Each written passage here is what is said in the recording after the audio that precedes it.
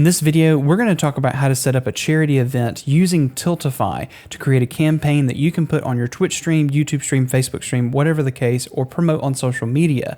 And we're also going to show you how not only to set it up, but talk to you about the specific charity that I like to use on my channel, which is St. Jude Play Live. We're going to open a care package that they sent us, as well as talk about the 24-hour event that I'm going to be doing on my channel later this month.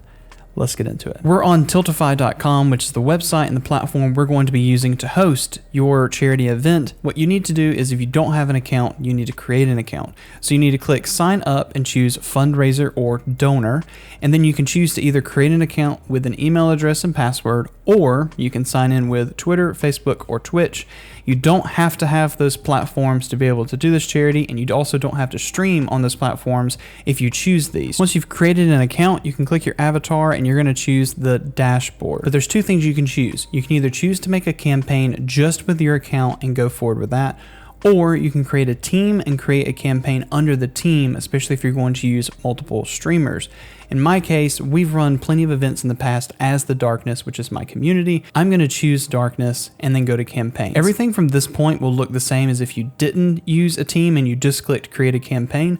I'm just doing it for under here. So now I'm going to choose create a new campaign, and it's going to choose what cause would you like to do. Like I've said before, we're going to do the St. Jude Play Live, and we're going to allow that to search, and we're going to choose St. Jude's Research Hospital and choose St. Jude Play Live. The event requires an address to add one before continuing. So what you need to do is go ahead and put in an address. This is just for them to be able to ship a shirt or anything to you, to your place of location or house or whatever the case. The next step is for you to provide a phone number as well as a shirt size and your birthday. And this is just for them to be able to contact you if there's any problems. This step right here might be specific to the teams, but you're going to choose whether or not you're going to do it as an individual, as a team, or if you're going to be supporting. For me, I'm going to choose team. The next page is where you actually get to put in your campaign name. It gives you a dedicated campaign URL, and you get to put your campaign descriptions. Go ahead and fill this information out, and now you'll be able to choose what you want to stream on. I've been streaming on Twitch in the past, but I recently made the switch to streaming on this YouTube channel. So what I'm going to do is actually click YouTube Live and put my channel ID, which I can grab from my YouTube channel, which is the last little bit. Now I can go back over and paste my YouTube channel ID. Do you have a YouTube video for this campaign? This is where you can create a video and promote your campaign, upload an image to your campaign. I'm also going to skip this, and we'll actually have one created later. For my campaign, I'm actually going to put the goal at $1,000. You can put your campaign goal at whatever you want. And now it says you are all set. Everything is taken care of.